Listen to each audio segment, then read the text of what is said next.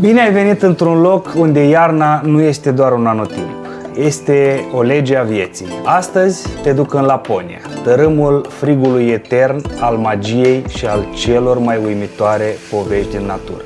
Hai să începem!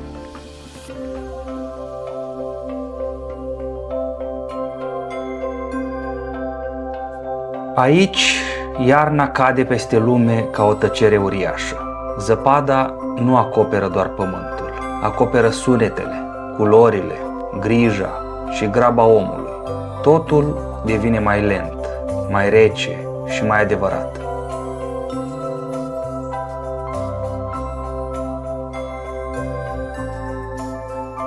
Și aici, în nordul extrem al Europei, există un ținut care pare desprins dintr-o altă lume, Laponia.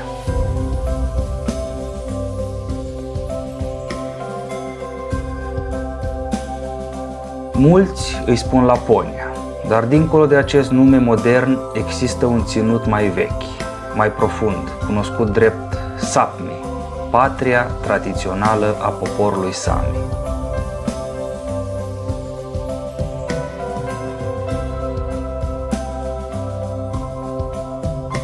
Această regiune se întinde peste nordul Norvegiei, Suediei, Finlandei și până în peninsula Kola din Rusia, formând un teritoriu uriaș de aproximativ 400.000 de kilometri pătrați.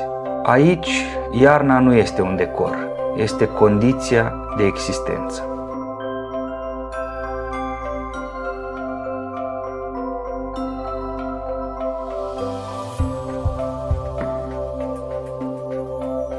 Această lume există de milioane de ani, sculptată de ghețari, vânt și timp. Iar oamenii trăiesc aici de mii și mii de ani. Poporul Sami, oamenii Nordului, și-a legat existența de aceste locuri încă din epoci îndepărtate. Ei nu văd Laponia ca pe o regiune rece și dură, ci ca pe o casă, ca pe un legământ între om și natură. Pentru ei și pentru toate creaturile care trăiesc aici, frigul nu este un dușman, este un test, un examen al naturii, pe care doar cei pregătiți să lupte, să se adapteze și să reziste îl pot trece. Și acum, hai să pășim în această lume. O lume unde frigul domnește, unde vântul spune povești și unde viața nu doar supraviețuiește, ci scrie una dintre cele mai impresionante povești ale naturii.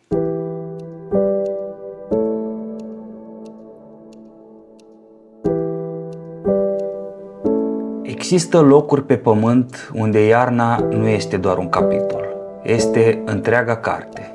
Locuri unde frigul nu vine și pleacă, ci rămâne ca un rege care domnește peste tot ce trăiește. Iar unul dintre aceste locuri este Laponia, un ținut care în timpul iernii se transformă într-o lume complet diferită de tot ceea ce cunoaștem.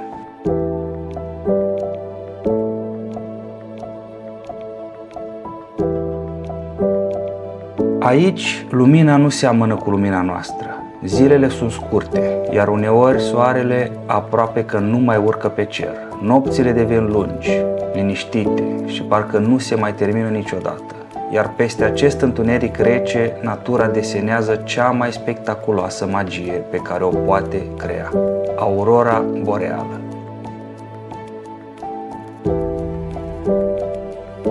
Un dans de lumini care parcă amintește întregii naturi că chiar și în frigul absolut există frumusețe. Vântul aduce cu el un frig care nu doar îți atinge pielea, îl simți adânc în oase, -20, -30 uneori, chiar mai jos.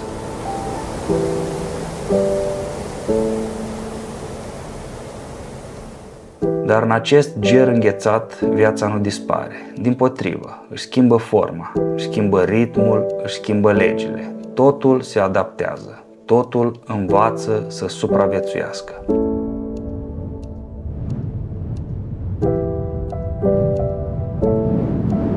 Pădurile sunt îmbrăcate în alb, copacii par sculptați în gheață, iar aerul este atât de curat încât fiecare respirație pare un sunet în tăcerea lumii. Zăpada nu acoperă doar pământul, acoperă zgomotul. Totul devine mai tăcut, mai lent, mai intens, O liniște atât de adâncă încât uneori ai impresia că natura ascultă ceva invizibil.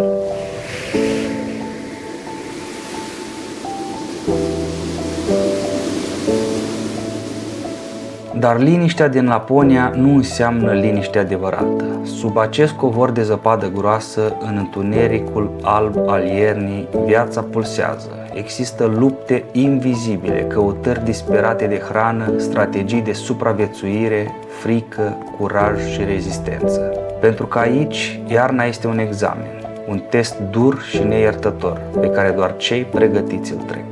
Și exact acolo urmează să coborâm, sub zăpadă, în locul unde începe adevărata poveste a vieții din Laponia.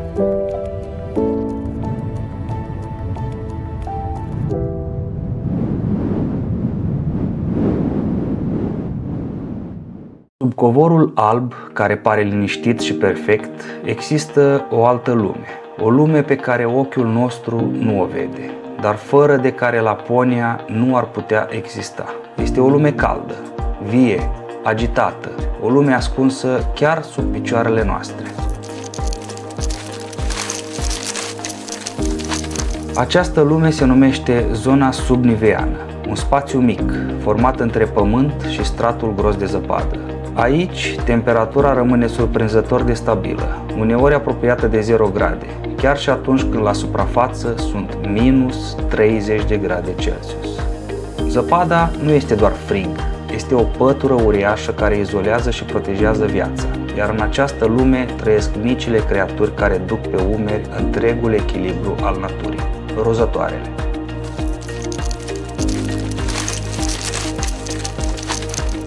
Șoarecii de câmp, lemingii și alte mici viețuitoare creează adevărate tuneluri sub nea, coridoare secrete, rețele uriașe sculptate în zăpadă. Acolo mănâncă, acolo se adăpostesc, acolo își cresc puii.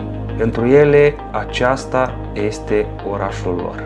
O lume mică, dar plină de pericole.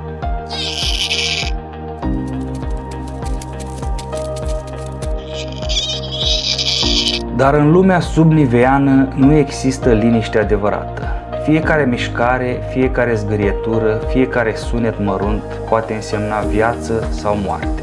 Pentru că în timp ce aceste mici creaturi caută hrana, deasupra lor natura pregătește alți jucători ai poveștii, jucători mai mari, mai rapizi, mai înfometați.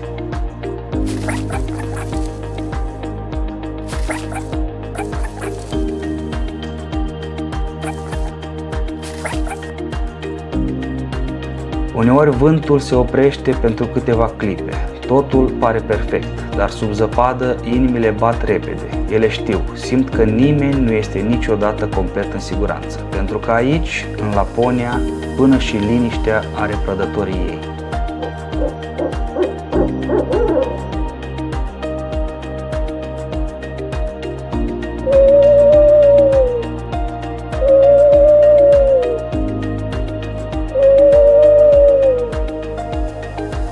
Viața de sub zăpadă este începutul poveștii. Aici pulsează energia care hrănește pădurea. Aici începe lanțul. Aici se iau decizii de supraviețuire în fiecare secundă. Iar în curând, peste acest strat alb vor apărea primii vânători adevărați ai iernii. Cei care nu se tem nici de frig, nici de întuneric. Și atunci, liniștea Laponiei se va schimba.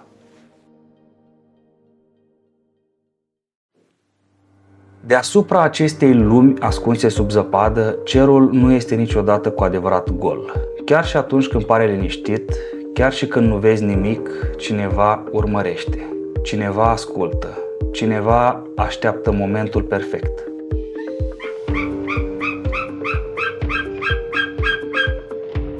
În Laponia, păsările de pradă sunt adevărații stăpâni ai aerului, buvnițe uriașe și puternice, șoimi rapizi, păsări tăcute și mortale. Ele nu vânează doar cu ochii, ci și cu ceva mult mai uimitor, cu auzul.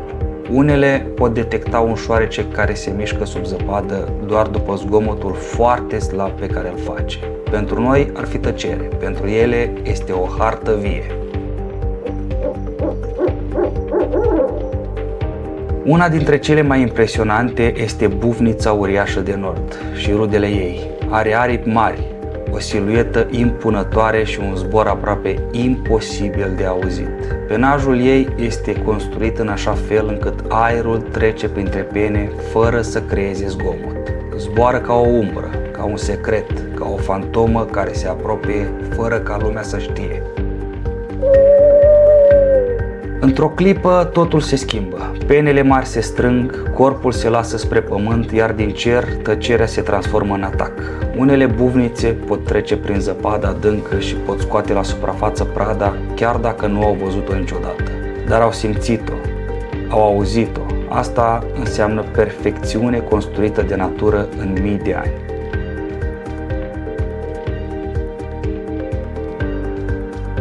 Nu doar bufnițele domină iarna, și șoimii nordului sunt prezenți, rapizi, explozivi, făcuți pentru viteză și precizie.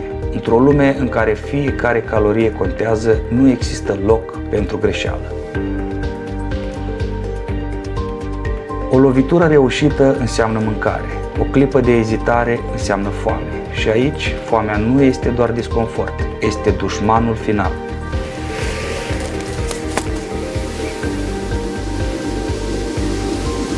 În timp ce noi vedem doar zăpadă, ele văd oportunitate. În timp ce noi vedem doar liniște, ele aud viață. De aceea, cerul Laponiei, iarna nu este niciodată doar un cer. Este o arenă. O arenă în care vânătoarea nu este alegere, ci obligație.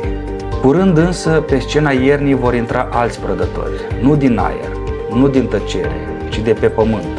Prădători inteligenți, răbdători, organizați, prădători care nu vânează singuri.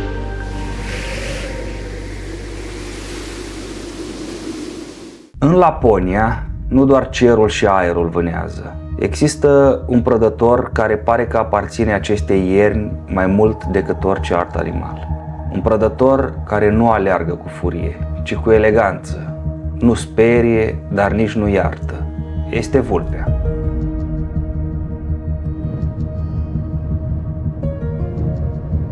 Vulpea polară și verii ei nordici sunt adevărate capodopere ale adaptării. Blana ei nu este doar frumoasă, este armură termică. Iarna devine imaculat albă ca să dispară complet în peisaj, nu doar pentru a se ascunde de prădători, ci mai ales pentru a deveni invizibilă atunci când începe vânătoarea.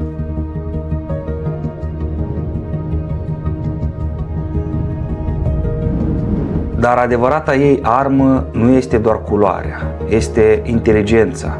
Vulpea nu vânează la întâmplare, ea ascultă, stă nemișcată, așteaptă, simte vibrațiile sub zăpadă. Și atunci, când simte prada, vine momentul pe care natura l-a perfecționat de mii de ani.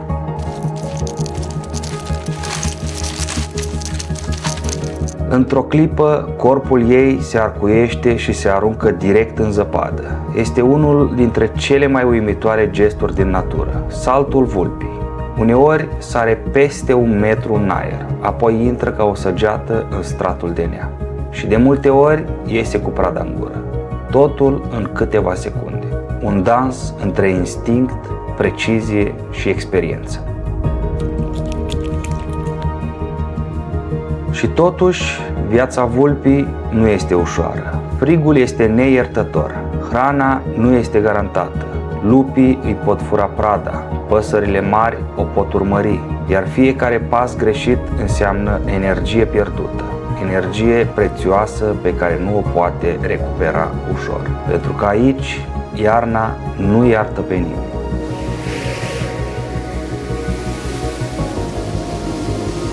Dar vulpea nu este doar un vânător, este supraviețuitor. Fură când poate, se strecoară în tăcere prin locuri în care alte animale nu îndrăznesc, caută resturi de hrană, urmărește prădători mai mari, profită de orice oportunitate. Nu este doar rapidă, este inteligentă și în Laponia inteligența salvează vieți.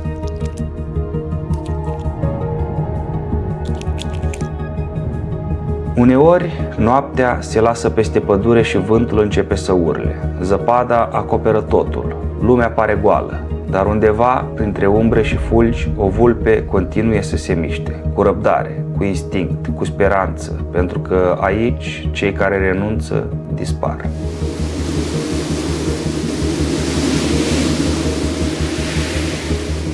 Dar vulpea nu este singurul prădător al pământului. Laponia ascunde ceva și mai puternic, mai organizat, mai periculos, ceva care vânează nu singur, ci împreună, iar când apare, nimic nu mai e liniștit.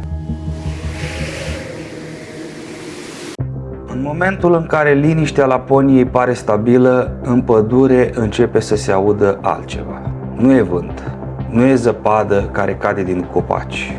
Este o prezență, o forță, un ritm invizibil care pune natura în gardă, pentru că atunci când lupii apar, pădurea știe.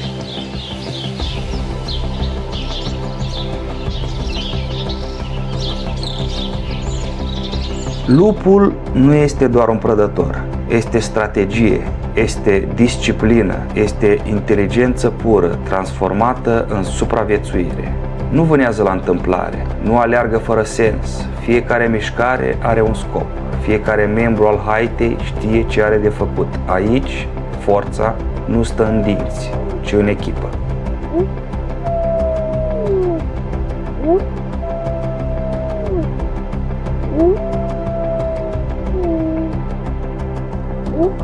Haita este o familie adevărată. Există lideri, există tineri învățăcei, există protecție și reguli.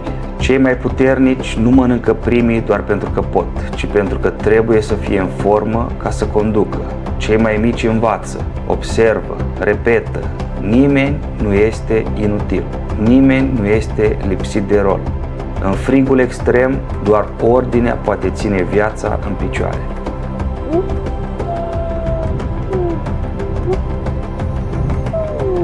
Vânătoarea nu începe cu alergare, începe cu răbdare, cu urmărire, cu analiză. Lupii citesc peisajul, citesc vântul, citesc mirosul, citesc tălpile renilor, elanilor sau altor animale care au trecut pe acolo.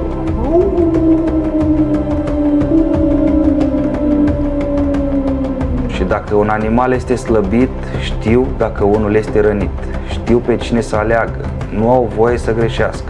Pentru că aici iarna nu oferă a doua șansă.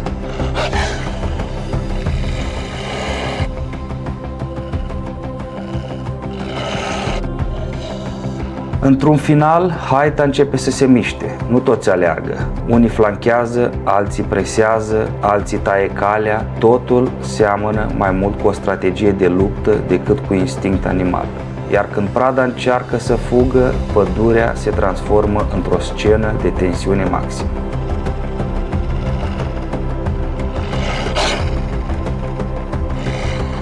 Uneori, vânătoarea durează minute lungi, alteori este rapidă, dar oricât de dur ar părea, lupii nu ucid din plăcere, ucid pentru hrană, pentru viață, pentru ca haita să rămână întreagă, pentru că în Laponia, cine rămâne fără putere, dispare. Și totuși, chiar și lupii, cu toată forța și organizarea lor, nu sunt invincibili. Iarna lungă îi poate epuiza, hrana nu este întotdeauna sigură, riscă răni, riscă să piardă membrii ai haitei, pentru că aici chiar și cei mai puternici plătesc un preț.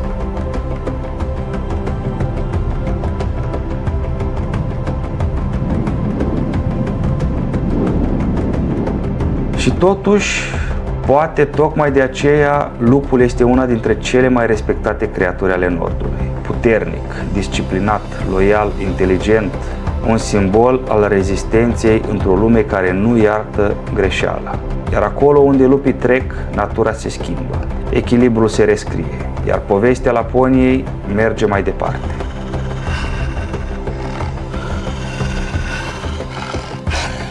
Dar pădurea mai ascunde o fantomă, una care nu urlă, nu conduce haite, nu face zgomot, dar atunci când atacă, atacă din umbră, rapid, nevăzut, fără avertisment.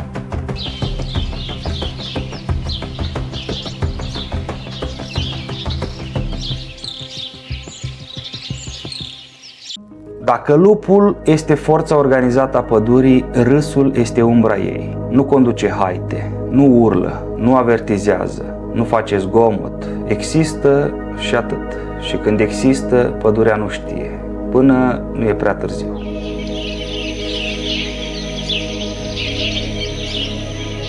Râsul este unul dintre cele mai greu de văzut animale din Laponia. Nu pentru că este rar, ci pentru că nu vrea să fie văzut. Trăiește în liniște, se mișcă în liniște, vânează în liniște. Totul la el este construit pentru discreție. Blana groasă, modelată perfect de natură pentru camuflaj. Corp elastic și puternic, labe mari care împing în zăpadă fără zgomot.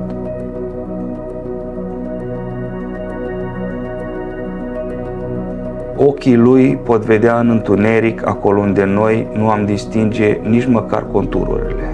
Urechile lui pot surprinde sunete pe care noi nici măcar nu le percepem. Iar fiecare mușchi al corpului este făcut pentru un singur lucru, un atac scurt, perfect și decisiv.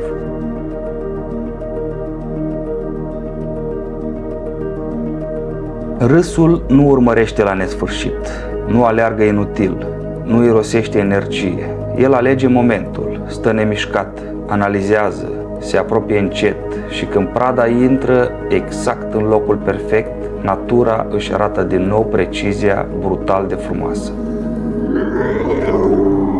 Săritura lui este incredibilă, poate ataca cu explozie de viteză pe distanță scurtă și de multe ori prada nici nu apucă să înțeleagă ce s-a întâmplat. Totul durează secunde, o liniște, apoi un impuls, apoi din nou liniște, ca și cum nimic nu s-ar fi întâmplat. Dar în Laponia, fiecare secundă poate însemna viață sau moarte.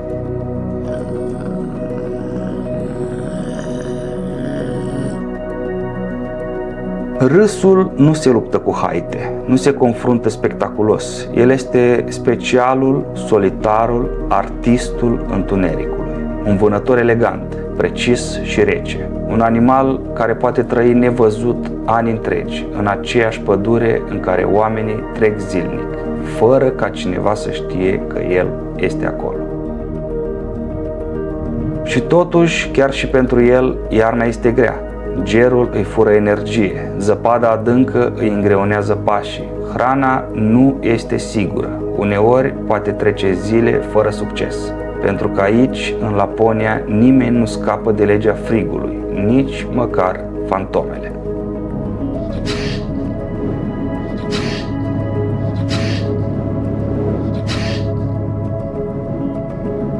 Dar râsul rămâne acolo, calm, silențios, puternic, o prezență pe care pădurea nu o vede, dar o simte. Un capitol din povestea Nordului înghețat, care se scrie fără zgomot, dar lasă urme puternice în echilibrul naturii. Și totuși, în această lume dură există un animal complet diferit. Nu vrea doar să supraviețuiască, vrea să domine. Nu trăiește în umbră, ci în forță brutală. Un animal mic, dar incredibil de curajos. Un luptător pe care până și prădătorii mari preferă să-l evite.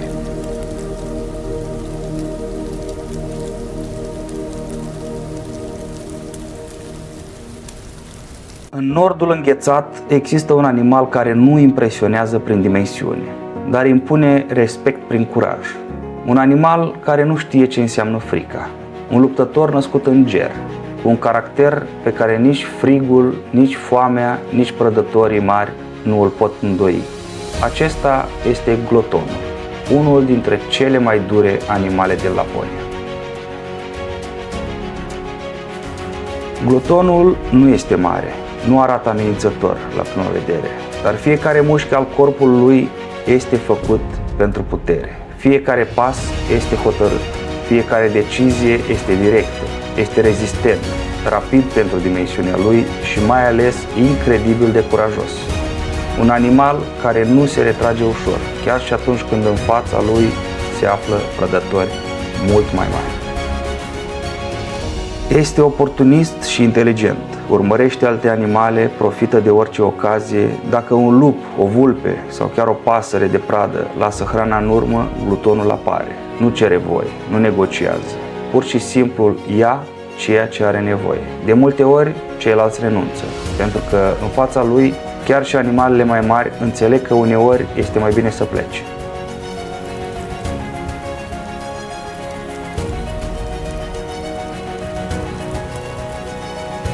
În Laponia, glutonul este un simbol al rezistenței absolute. Suportă frig extrem, poate parcurge distanțe mari, poate urca în copaci, poate săpa prin zăpadă adâncă și prin gheață pentru a ajunge la hrană. Și cel mai important, nu renunță ușor. Pentru el, iarna nu este o amenințare, este terenul lui de luptă.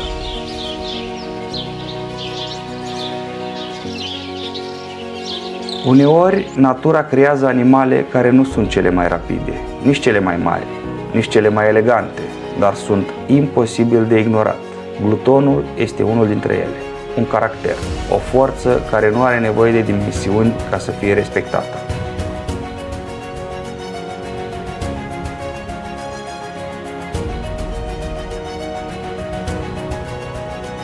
Iar în această lume în care fiecare clipă poate decide cine trăiește și cine nu, un astfel de animal schimbă echilibru, creează teamă, creează respect, creează spațiu, pentru că în nordul înghețat supraviețuiește nu doar cel puternic, ci cel care refuză să cedeze.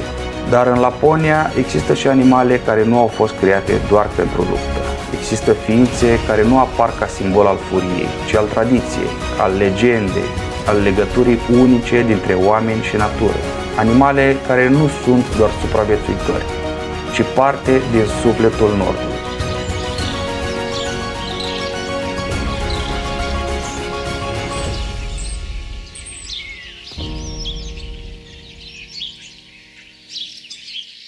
Dacă există un simbol al Laponiei, acela este renul.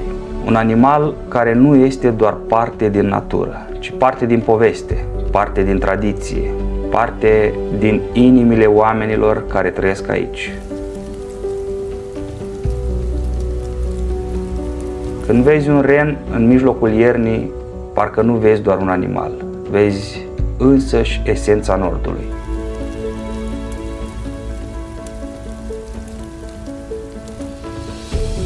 Renii trăiesc în unele dintre cele mai dure condiții de pe pământ. Ger extrem, zăpadă uriașă, vânt neîndurător și totuși ei continuă să meargă, continuă să caute hrană, continuă să trăiască.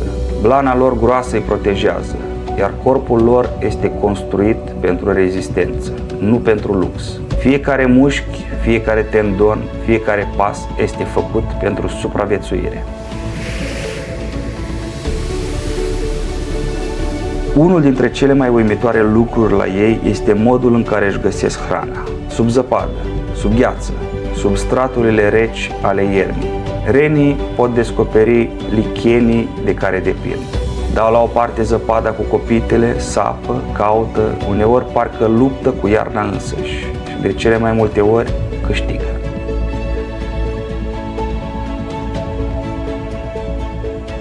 Dar renul nu este doar o poveste de natură, este o legătură vie între oameni și pământ.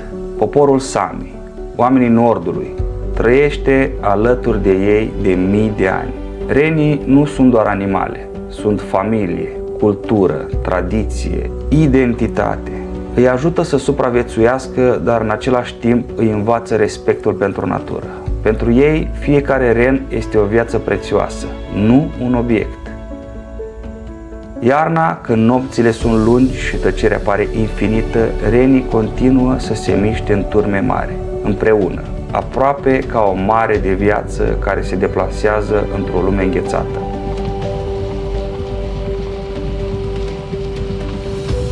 În spatele lor rămâne doar liniștea și urme în zăpadă, dar prezența lor schimbă totul. Unde sunt reni, există speranță, există continuitate, există viață. Și poate tocmai de aceea, în inimile oamenilor, renii au devenit simbolul Crăciunului, simbolul copilăriei, simbolul magiei. Sunt animalele care poartă povești, care parcă știu drumuri pe care noi nu le vedem, care parcă aparțin unui univers puțin mai aproape de basm decât de realitate.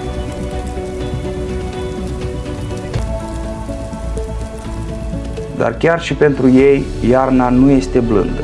Lupii îi urmăresc, furtunile îi obosesc, gerul le testează rezistența în fiecare zi și totuși merg înainte. Pentru că în Laponia, renul nu renunță niciodată. Renul înseamnă rezistență, înseamnă tradiție, înseamnă viață care merge mai departe, indiferent cât de grea este iarna. Dar Nordul ascunde și un alt gigant, o prezență uriașă, tăcută, impunătoare, un animal care stă între legendă și realitate, un colos al pădurii, care poate fi liniștit, dar și incredibil de periculos, atunci când trebuie să lupte pentru viață.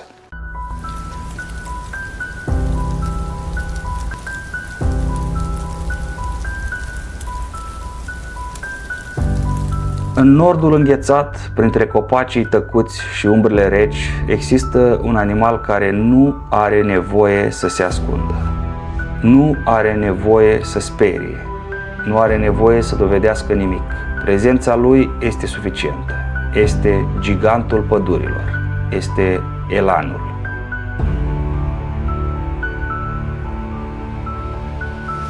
Elanul este unul dintre cele mai mari animale care trăiesc în nordul Europei. Înalt, masiv, cu o forță uriașă și coarne impresionante. Pare desprins dintr-o legendă veche, dintr-o lume în care natura era singura lege. Și totuși, în spatele acestei puteri incredibile există și fragilitate. Iarna îl pune la încercare în fiecare zi.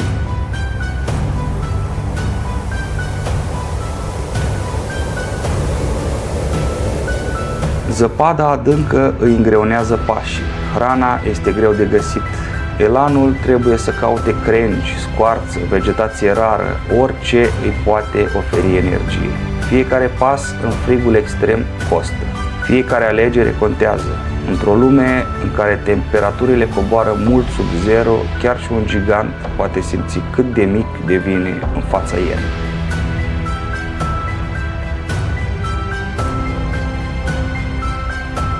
Și totuși, atunci când are nevoie, elanul se poate transforma într-o forță de neimaginat. Coarnele uriașe, corpul masiv și puterea explozivă îl fac extrem de periculos dacă se simte amenințat. În anumite momente poate deveni o adevărată furtună de mușchi și os. Nu pentru că vrea să lupte, ci pentru că trebuie.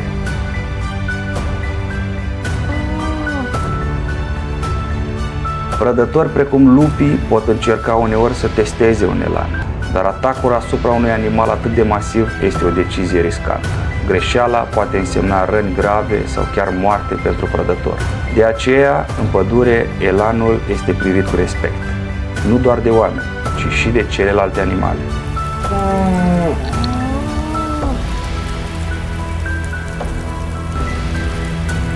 Dar poate cea mai impresionantă imagine a acestui animal nu este atunci când luptă, ci atunci când stă, liniștit, nemișcat, gigantic și tăcut, ca un monument al naturii. În mijlocul iernii, când vântul urlă, când zăpada cade continuu, elanul rămâne acolo. O dovadă vie că uneori forța nu înseamnă violență, ci rezistență.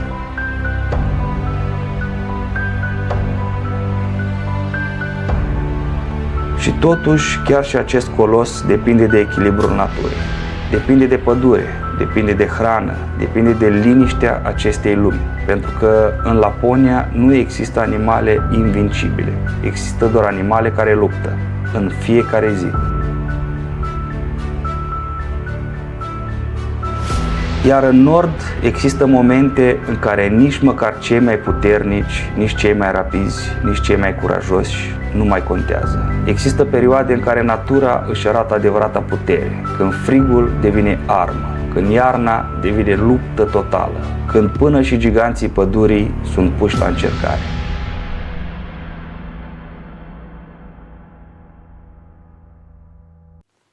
Există momente în Laponia când nu prădătorii sunt adevăratul pericol, nici lupul, nici râsul, nici glutonul. Există momente în care însăși natura devine cel mai mare dușman, momente în care nu există tactică, nu există strategie, există doar rezistență, iar atunci toată lumea luptă cu același adversar, iarna. Furtunile de zăpadă din nord nu sunt doar frumoase, sunt violente. Vântul urlă printre copaci. Zăpada devine un zid alb care îți taie vederea, iar temperatura coboară brusc, -20, -30, apoi și mai jos. În astfel de momente, animalele nu mai vânează, animalele nu mai caută hrană, animalele încearcă să supraviețuiască.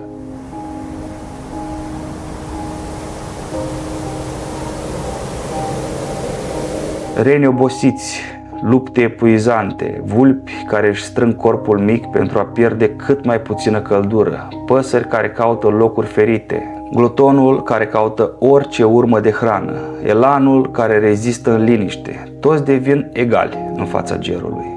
Toți sunt doar vieți fragile într-o lume de gheață.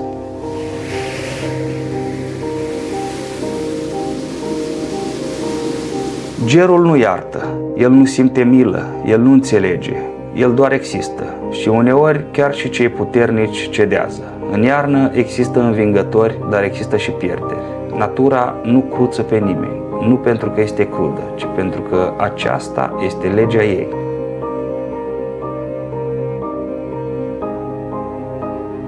Apoi vine foametea, zăpada se îngroașă, hrana devine rară, fiecare masă devine o luptă, fiecare zi devine o încercare, animalele slăbesc, energia scade, iar în acest punct nu doar forța fizică contează, contează rezistența, contează adaptarea, contează voința de a continua. În astfel de momente, în pădure domnește o liniște ciudată, nu pentru că totul este calm, ci pentru că totul este o limită. Iarna pune întrebări dure fiecărei creaturi. Ești pregătit? Poți continua? Meriți să rămâi aici?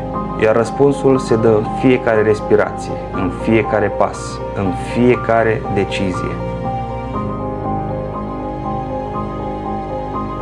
Și totuși, chiar și în această luptă, chiar și în acest frig imposibil, există putere, există curaj, există viața care nu renunță, pentru că în Laponia nu câștigă cel mai agresiv, ci cel mai rezistent. Nu supraviețuiește cel care atacă, ci cel care îndură.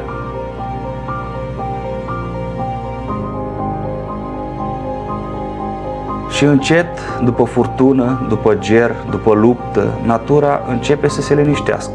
Vântul scade, cerul se deschide, aurora se întoarce, iar Laponia respiră din nou. Dar nimic nu mai este exact la fel, pentru că iarna lasă urme, în zăpadă, în animale și în povestea acestui ținut.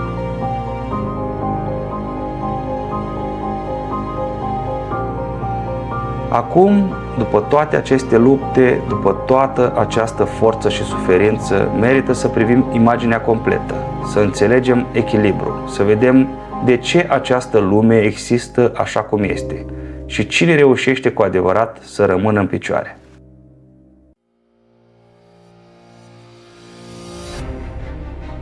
După ce furtunile trec, după ce frigul extrem bate în retragere pentru o clipă, după ce pădurea își recapătă liniștea, Laponia rămâne în picioare. Nu pentru că natura este blândă, ci pentru că fiecare creatură din acest loc știe exact ce are de făcut pentru a rămâne vie. Aici supraviețuiesc cei care știu să se adapteze, cei care știu să folosească puținul, cei care știu să reziste. Rozătoarele mici, ascunse sub zăpadă, sunt fundamentul vieții. Ele hrănesc prădători, susțin lanțul trofic, țin în mișcare energia pădurii. Păsările de pradă, cu precizie și inteligență, țin echilibrul între viață și exces. Vulpile, cu viclenia și răbdarea lor, completează acest joc al șansei și al momentului perfect.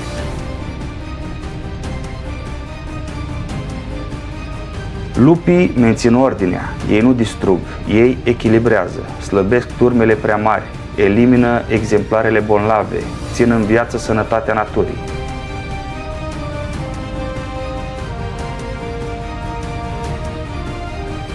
Râsul, singuratic și invizibil, completează acest rol discret al selecției naturale.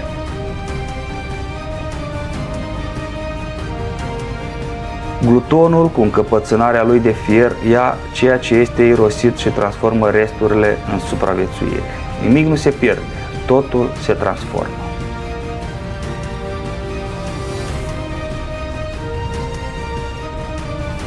Renumitele turme de ren mențin spiritul viu al Nordului. Ei sunt legătura dintre natură și oameni, între tradiție și prezent.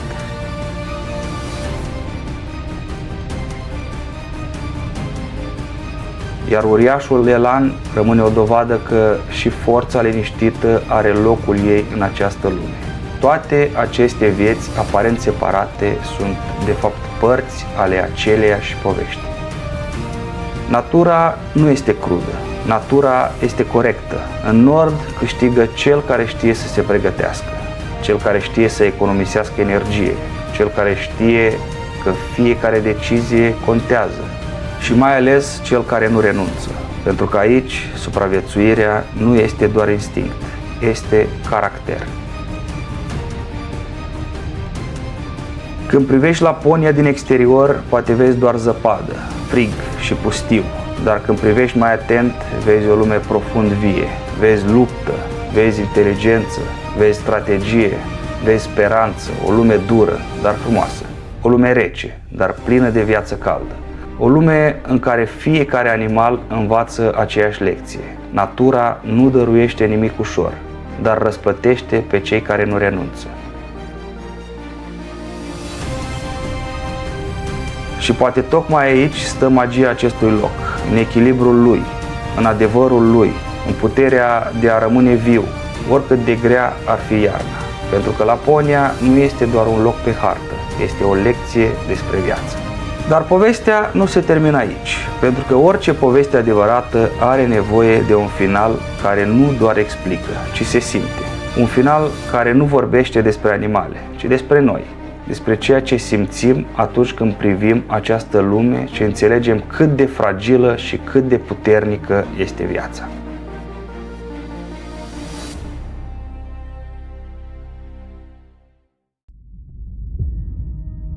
Când iarna se așează peste Laponia, nu aduce doar frig, aduce tăcere, aduce timp, aduce momente în care natura respiră încet, iar lumea pare că se oprește pentru o clipă.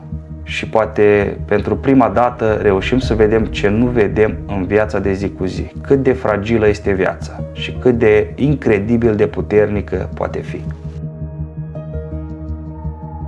Aici fiecare animal poartă o poveste, fiecare pas, fiecare luptă, fiecare clipă contează. Nici o existență nu este întâmplătoare. Fiecare rol are un sens, iar toate aceste vieți, de la cel mai mic rozător până la gigantul pădurii, alcătuiesc împreună sufletul Laponiei. Aurora luminează cerul ca un mesaj care vine de undeva de sus, un mesaj despre speranță, despre rezistență, despre frumusețea care rămâne, chiar și atunci când totul pare rece și dur. Într-o lume de gheață, natura încă vibrează. Într-un loc unde totul pare tăcut, viața încă vorbește, doar că aici vorbește în șoaptă. Poate acesta este darul Laponiei pentru noi. Ne amintește că uneori trebuie să fim mai liniștiți, mai răbdători, mai puternici, că uneori trebuie să învățăm de la natură, să știm când să luptăm, să știm când să așteptăm, să știm când să nu renunțăm. Pentru că, la fel ca animalele Nordului, și noi trecem prin ierni, prin furtuni, prin momente grele, dar la fel ca ele putem merge mai departe, putem rezista, putem găsi lumina chiar și în cele mai reci nopți și poate într-o zi vom înțelege că adevărata forță nu înseamnă să nu cazi niciodată, ci să te ridici de fiecare dată. Așa trăiește Laponia iarna, în frig, în luptă, în magie, în liniște, în frumusețe pură, un loc unde natura nu doar supraviețuiește, ci își spune povestea, iar noi am avut privilegiul să o ascultăm. Iar dacă aceste imagini, aceste povești și aceste vieți au ajuns la tine, atunci Nordul și-a împlinit misiunea. Ți-a arătat că lumea este mult mai vie decât credem și mult mai puternică decât pare.